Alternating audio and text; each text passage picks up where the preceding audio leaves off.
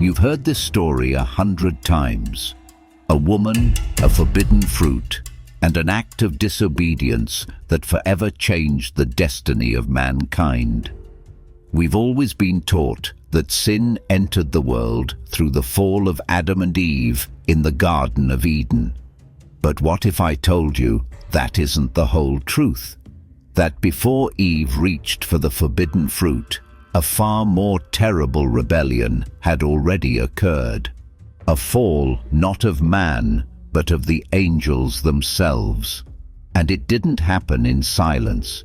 It had already sown a seed of destruction right here on this earth. Most versions of the Bible only skim past a mysterious detail in Genesis chapter 6. The sons of God saw that the daughters of man were beautiful. We often overlook this verse, treating it as an obscure detail not worth digging into. But the Book of Jubilees, a sacred chronicle said to have been revealed to Moses on Mount Sinai, does not overlook it. It considers this not a minor detail, but the very key, the first crack that caused the entire world to crumble and be submerged in sin.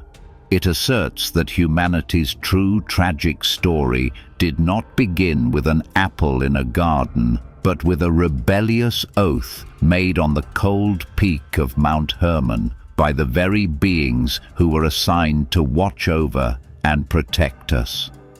That was the moment the guardians became the destroyers. To understand this tragedy, we must journey back in time to a forgotten chapter, a moment before Adam and Eve even set foot in the garden, when the world was still vibrating with the pure echo of the creative word. Imagine a young Earth not as a silent planet, but as a primordial symphony in full chorus. The air then was not just clean, it carried an abundant life force, a holiness that humanity would later lose forever. All of creation, from the young blades of grass to the flowing rivers, operated in absolute harmony, untouched by the shadow of division or hostility. Upon that land, the first humans walked. Their souls were transparent mirrors, reflecting the light of the Creator without a single blemish. Their consciousness was not yet divided by the ego. They did not see the world through the lens of possession or fear. They lived in a state we can only call absolute innocence, a natural and direct covenant with their source. But within that very perfection, there existed a potential, a freedom yet untested, a fragility that needed to be protected. And God, in His infinite providence, did not leave that innocence to face the vast universe alone. He established a barrier of protection, a belt of wisdom and order sent from the realms above. This was the mission entrusted to a special group of angels, beings woven from the very laws of the universe, who carried within them the blueprint of righteousness. In ancient texts, they are called by a solemn name: the Watchers. They were not jailers, but protectors. They were not warriors, but teachers. Their mission was to watch, to teach, to keep the sacred flame in the human soul from being extinguished, and to help humanity walk steadfastly on the path of the covenant. Their presence on earth at that time was a guarantee of a perfect order, a world of absolute peace, where heaven and earth were still one, guarded by loyal hearts. Their mission was not merely an assigned task. It was their very essence, a responsibility woven from the fabric of the universe itself. The Watchers were not passive observers from afar. They were active participants in the symphony of creation.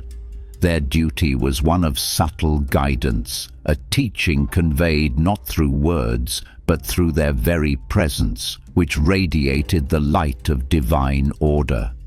They were entrusted with the great responsibility of engraving the first principles of righteousness into the young consciousness of humankind. They taught humanity how to read the language of the stars, not for fortune-telling, but to understand the grand rhythm of the cosmos and their own humble place within it. They taught about the cycle of the seasons, not for agriculture, but to see the providence and order in every sprouting seed. They were the first teachers of humanity, bearing the noble responsibility of protecting mankind, not from wild beasts, but from a far more dangerous enemy, the chaos born from ignorance itself.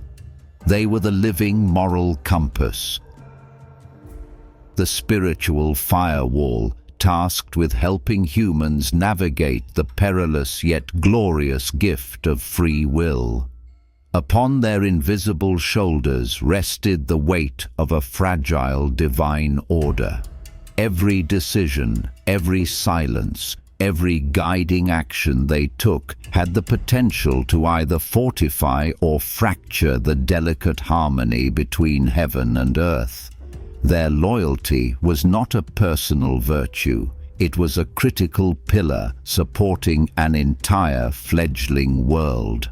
This mission was an unparalleled honor, but also a burden that demanded absolute obedience, a complete surrender of self, and a pure love for God's creation. They were chosen to be mirrors of servitude, living proof that merging with the divine order is the only path to true and eternal existence.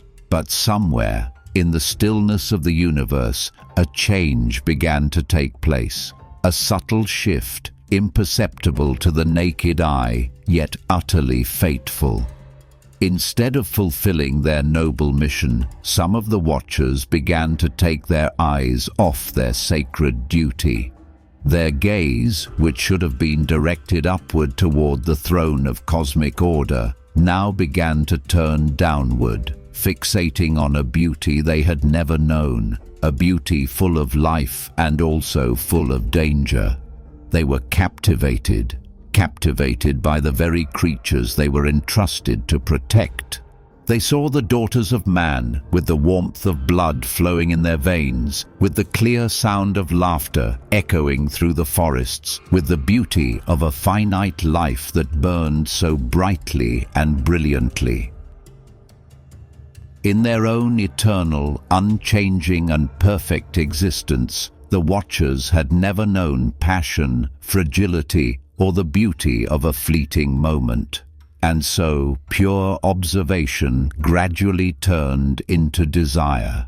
A smoldering desire, like a strange fire, began to kindle and grow in hearts that had only known obedience and pure light. The fall had begun, not with a visible act, but with a thought, a rebellious thought, a seed of chaos sown into the soil of once pure souls. And among them was one, their leader, named Samyaza. He was the first to let this toxic seed take the deepest root and spread most powerfully. He didn't just desire, he began to scheme. In his mind, service gave way to possession. Loyalty was replaced by selfish lust. The fall in thought was complete, even before their hands reached out. The first crack had appeared in the perfect architecture of the universe, and it originated from the very hearts of the guardians. And then, that rebellious thought no longer lay dormant in the darkness of the mind. It needed to be actualized. It needed a collective act to turn it into an undeniable reality. Samyaza, the leader of the fallen, summoned those who shared his mindset. The Book of Enoch records that 200 watchers answered that call. They did not meet in the lush valleys of the earth, but chose a higher place, a place closer to the heavens they were about to betray. They gathered on the cold and windswept peak of Mount Hermon, a place precariously balanced between two worlds. The atmosphere there was no longer one of peace, but was thick with the tension of a fateful decision. There, Samyaza revealed his plan. They would all descend together, all violate the covenant together, all take the daughters of men as wives and create a lineage for themselves. But he knew the horror of this forbidden act. He feared that some might waver at the last moment, leaving him to bear the consequences of this great sin alone. So, he demanded something even more terrible than the plan itself. He demanded an oath, not an ordinary promise, but an oath, binding each other with mutual curses. Each of the 200 watchers placed himself under a curse, that if he did not carry out the plan, he himself would be cursed. They locked their fates together, turning an individual action into an irredeemable collective sin. It was a point of no return. The oath was sworn, and the curses echoed across Mount Hermon, sealing a pact of darkness, a deliberate, organized act of treason against the very divine order they had once sworn to protect. The die was cast. The path back to heaven was closed forever. As the final oath dissolved into the cold air on Mount Hermon's peak, a heavy silence fell. But it was not the silence of peace, but the silence before the storm. And then the invasion began. One by one, the 200 watchers descended to the earth, but no longer as protectors. They came as conquerors. Their action was not one of integration, but of appropriation. They sought out the daughters of men and took them as wives, not through a covenant of love, but through an act of power and lust. This was not a romantic tale of gods and mortals. This was a blatant and systematic violation. The sacred boundary between heaven and earth, the delicate veil separating order from chaos, was torn apart by the guardians themselves. They didn't just take the innocence of the women, they took the balance of the entire universe. They mixed the sacred with the profane, the eternal with the finite, creating a chaos the world had never known. Every child born from this union was not a miracle, but a mark of violation, living proof of the broken order. Their goal was not just to satisfy their lust, but to create their own lineage, a race bearing the blood of both worlds, a direct challenge to the creative power of God. They had willfully interfered with the flow of life, sowing into it a foreign seed, a germ of chaos that would soon blossom into a world of violence and terror. The invasion had succeeded. The protective wall around humanity had crumbled from within. Here, we must pause and reevaluate everything. The entire story of the origin of sin that we have so often been told must now be placed in a completely different light. The first sin on earth was not an act of human disobedience in a peaceful garden. It was not the eating of a forbidden fruit out of curiosity or temptation. The first sin, the root sin that sowed the seeds for all subsequent corruption, was the deliberate betrayal of angels. It was an act that came from beings fully aware of the greatness of the cosmic order, beings who had once stood in the light and knew full well the consequences of choosing darkness. Eve's fall, though severe, was merely a consequence, a ripple spreading from an earthquake that had already occurred. She was a victim of a world that had already been poisoned, a world where the line between good and evil had been blurred by her very teachers. The root cause of the fall lies not in human weakness, but in angelic pride. We must redefine original sin. It was not just a wrongful act, but an organized coup against God. It was not just the breaking of a commandment, but the destruction of an entire protective covenant. The serpent in the Garden of Eden, therefore, was not the beginning of evil. It was merely a manifestation, an instrument of a dark power that was already present and active. This truth forces upon us a new awareness, a more compassionate view of humanity's fate, and a deeper awe at the true scale of the spiritual war we are facing. So why was this union so terrible? Why was it not merely a sin that would be forgiven? Because this act did not just break a rule. It opened a cosmic Pandora's box, unleashing a type of power and knowledge that humanity was not ready to receive. It created an imbalance that could not be repaired by ordinary means. Have you ever wondered why, in just a few short generations, the world of Noah's time became so corrupt that there was no glimmer of hope left, to the point that a total cleansing by water was necessary? Why could cruelty and violence spread so quickly and entrench themselves in every corner of society? The answer does not lie in mere human weakness. The answer lies in the direct consequences, the children born from the rebellion of the Watchers. From that forbidden intercourse, from the unnatural union of divine essence and mortal flesh, a new race arose upon the earth. They were not an evolution, but a cosmic mutation, a product of rebellion. The Bible calls them by a name that sows terror, the Nephilim. Ancient texts describe them as giants, but the word giant is insufficient to capture their true nature. Imagine beings possessing the superhuman strength of angels, the ability to move mountains, to control primordial energies, an almost immortal stamina, but trapped within a physical body with the insatiable greed of humanity. They were a living paradox, a horrifying contradiction of creation. They possessed the power of their angelic fathers, but lacked their divine purpose. They carried the emptiness and endless desires of their mortal mothers, but had enough strength to carry out their every darkest whim. They were trapped souls, an angelic fire locked in a cage of flesh and bone.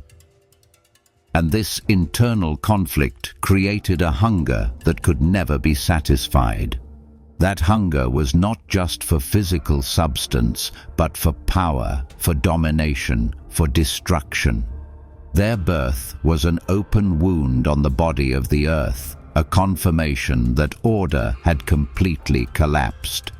Humanity, once the master of the world, now became prey, living in constant fear under the shadow of these hybrid offspring. The initial awe at their power was quickly replaced by utter horror as humanity realized that these giants had no compassion, no limits, and they would not stop until they had devoured the entire world. With unparalleled strength and a bottomless hunger, the Nephilim quickly became the absolute tyrants of the world. They did not build, they only destroyed. They did not govern, they only oppressed. Their era was an age of chaos and despair. The earth, once rich and generous, was ruthlessly ravaged by them. Forests were leveled, mountains were moved, and rivers were dammed just to serve their monstrous whims. The Nephilim consumed resources at a terrifying rate. They devoured all the crops, the livestock, and every product that humans made. Famine began to spread, not because of natural disaster, but because of the greed of a race that never knew a single moment of satisfaction. Under their heel, every social order that humans had tried to build collapsed. Justice became a joke. The strongest was the one who was right. Violence was no longer a last resort. It became the only language. Humans were turned into slaves, forced to labor to exhaustion, to provide for the giant tyrants, living in constant fear that at any moment they could be crushed by a causeless rage. Laughter vanished from the world, replaced by the groans of the oppressed, the cries of those who lost their loved ones, and the satisfied growls of the tyrants. The world had become a living hell, a place where hope seemed dead and despair blanketed every living creature. The covenant of life had been replaced by the law of destruction. And then, when the earth's resources were depleted, when there were no more cattle to eat, no more crops to harvest, the hunger of the Nephilim reached an unimaginable peak of savagery. They began to turn on the very people who had sustained them. Ancient texts record with chilling detail that these giants began to devour human flesh. They hunted humans as they would hunt wild animals, turning fathers, mothers, and children into food for their sick hunger. The final boundary of civilization had been shattered. The line between ruler and prey was erased in a feast of blood. The earth was plunged into horror. The cries of innocent victims echoed everywhere, but there was no one to save them because the very ones who should have protected them, the Watchers, were busy indulging in their own sin. But the abomination did not stop there. When the human population dwindled, when there were not enough to satisfy the hunger of a giant army, the Nephilim did the last thing any creature would dare to do. They turned on each other, devouring one another. The giants clashed in mortal combat, not for honor or territory, but simply to eat the loser. The world was now an arena of slaughter, a place where blood flowed like rivers, and the roars of cannibals drowned out all other sounds. God's creation had been utterly desecrated. The earth was not merely corrupt, it had been turned into a slaughterhouse, a place of absolute defilement and abomination, and the cries of this wounded planet finally reached the highest heavens. But the physical destruction caused by the Nephilim was only one part of the tragedy. The greater, more subtle and more enduring sin came from their fathers, the Watchers. They did not just break the covenant with their physical actions, they committed a more terrible crime of rebellion by unlocking the treasury of heaven's secrets, the forbidden knowledge that humanity was not ready to receive. The Book of Enoch names one of the leaders of the rebellion, an angel named Azazel. It was he who taught humanity the art of destruction. He taught them how to mine metal from the earth, not to make tools for labor, but to forge weapons.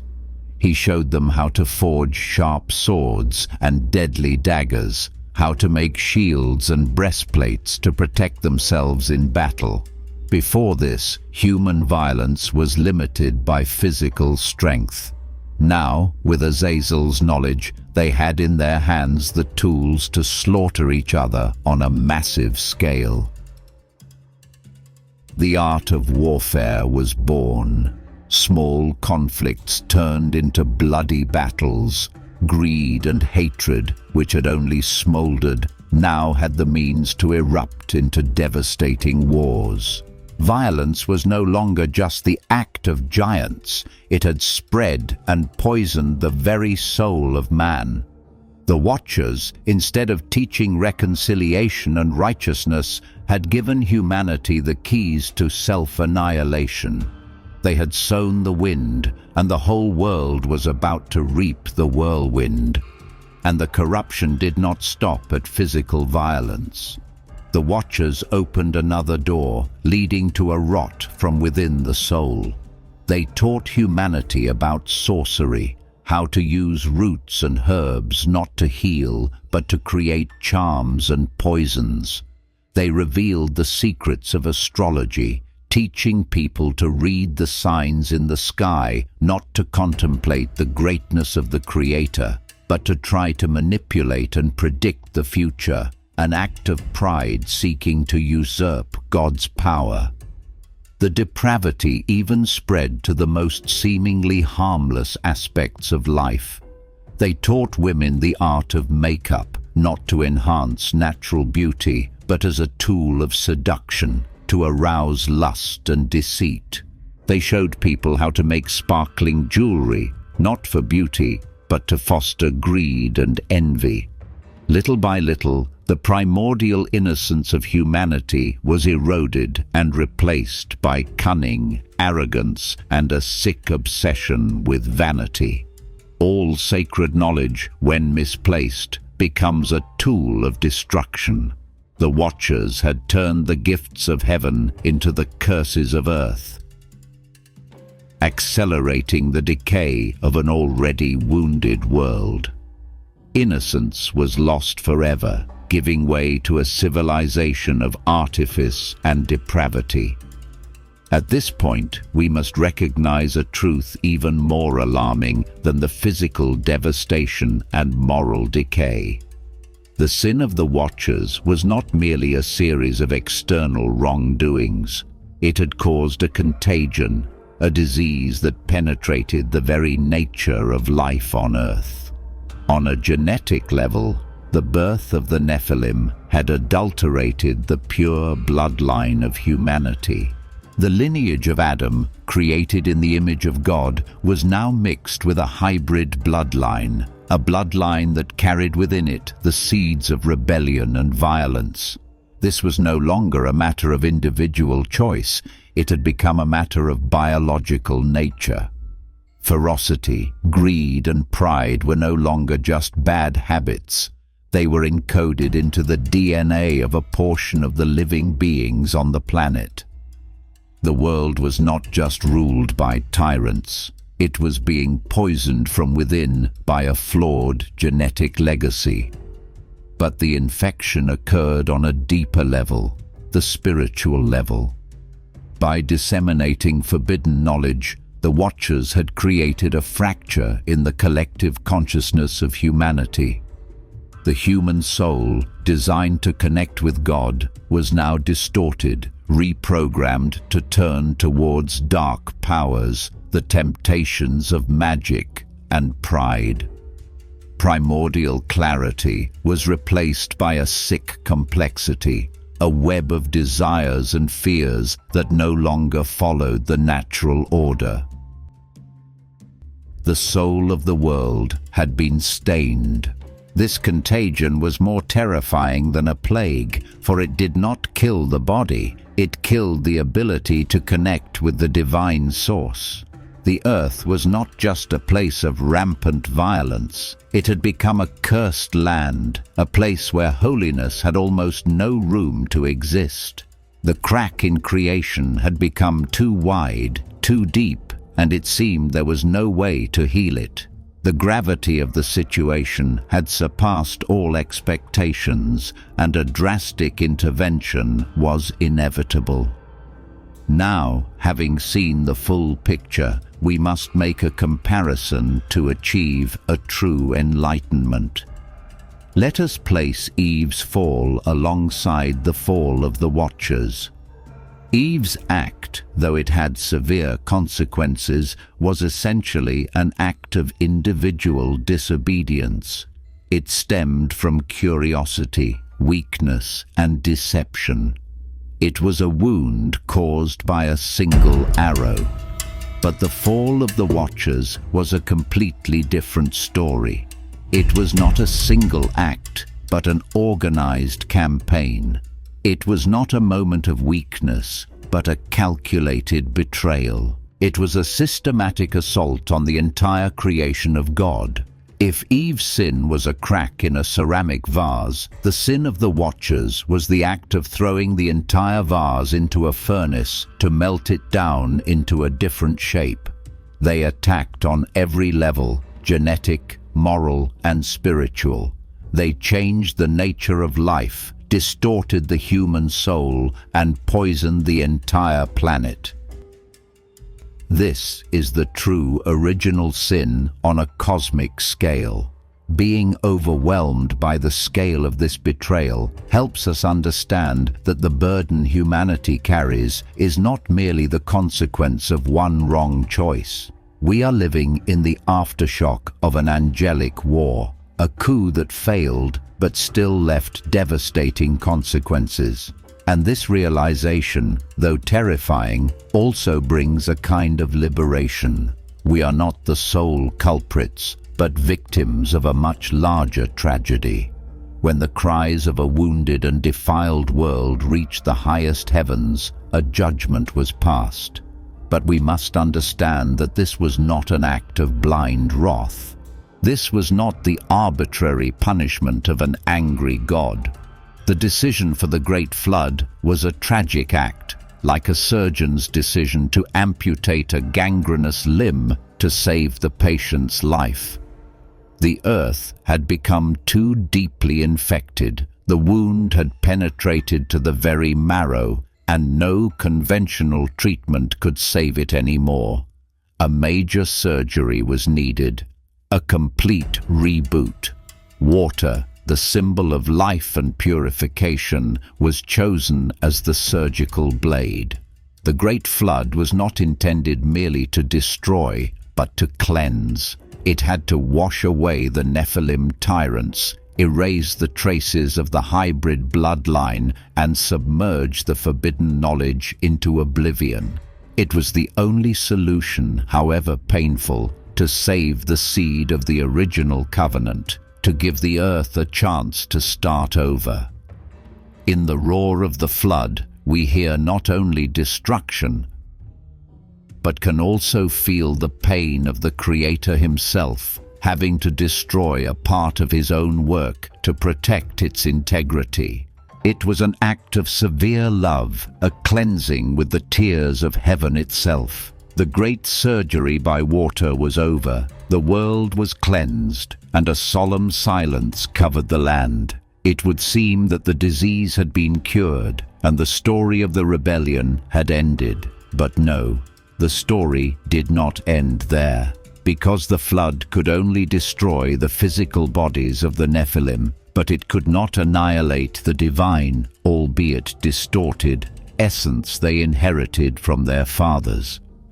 The Book of Jubilees and the Book of Enoch reveal a stunning detail, a final secret even more terrifying than the existence of the giants.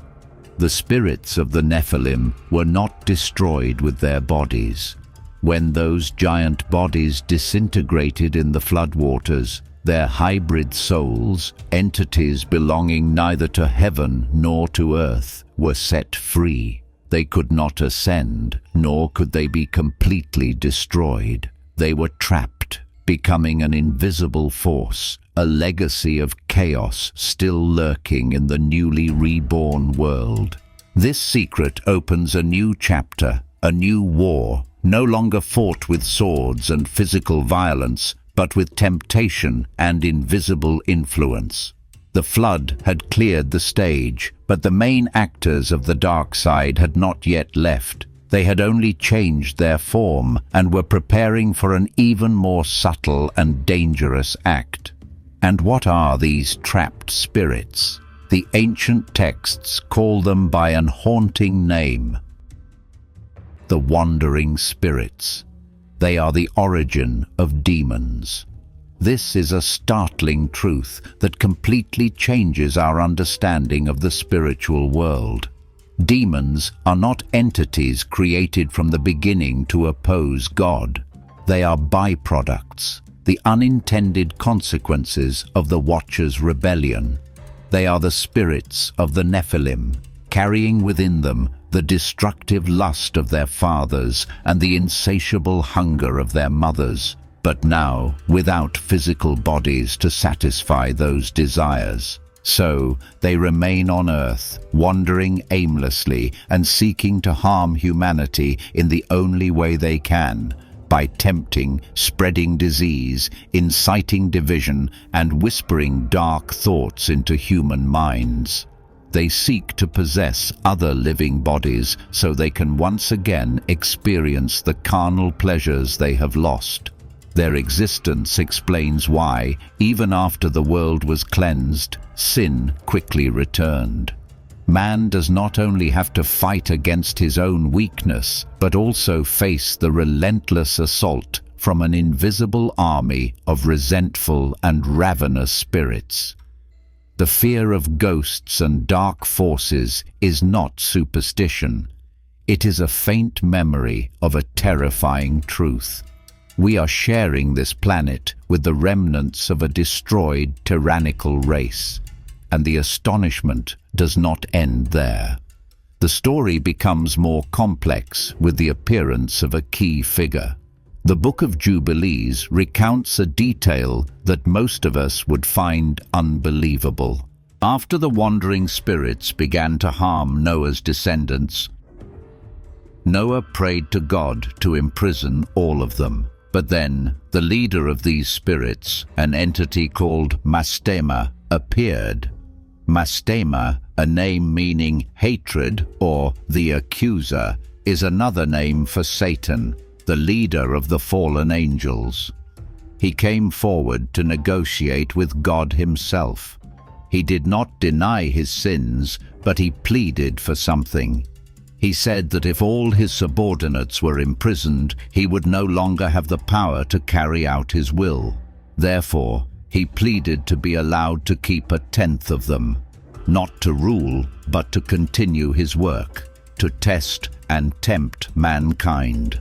He argued that without trial, human righteousness could not be proven.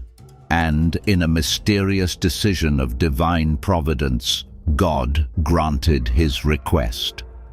9/10 of the demons were imprisoned, but 1/10 were allowed to operate freely on earth under the command of Mastema.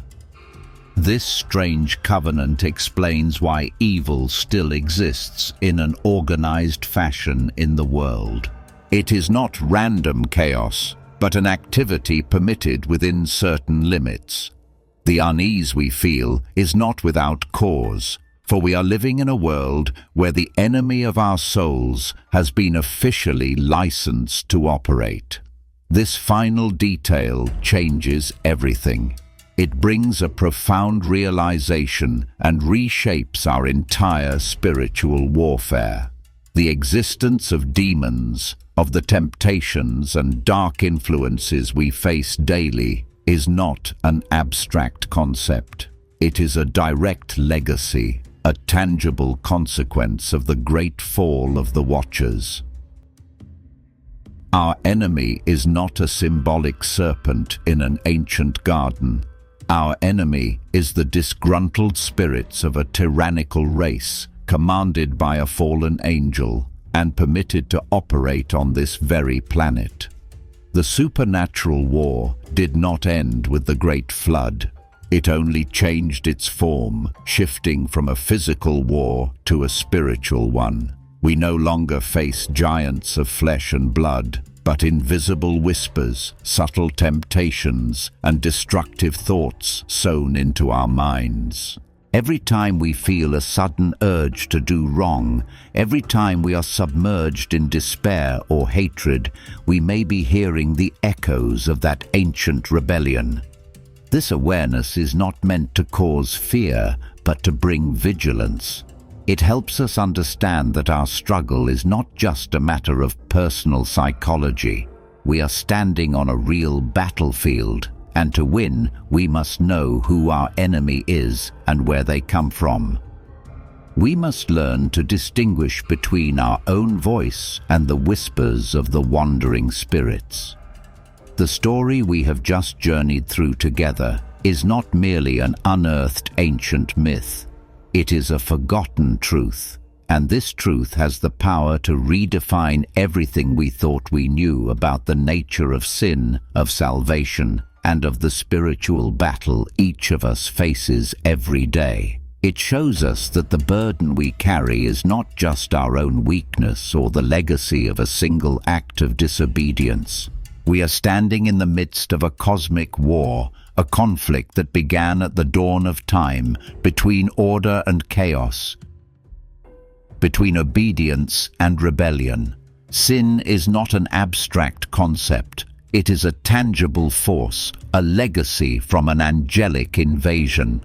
And salvation, therefore, is not just forgiveness for personal failings, but also the act of liberating us from the influence of a long-existing dark power. This realization, though solemn, brings strength. It frees us from the burden of purely personal guilt and shows us that our struggle has a much greater meaning. We are not alone in this fight. We are soldiers on a front that has stretched for millennia. So, what is the question for you today? When you look out at a world full of chaos, violence, and subtle temptations, do you still believe it all began with a forbidden fruit? Or have you started to see the ghosts of the Watchers, the echoes of the Nephilim in our own time, in the meaningless wars, in the oppressive systems, and in the dark desires of humanity itself?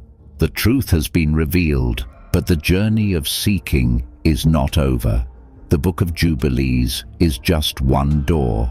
Whether to step through it, whether to believe it, is your choice. But remember, some battles can only be won when we know who the real enemy is. And perhaps the greatest enemy is not the serpent in the garden, but the shackles of ignorance that have bound us for thousands of years.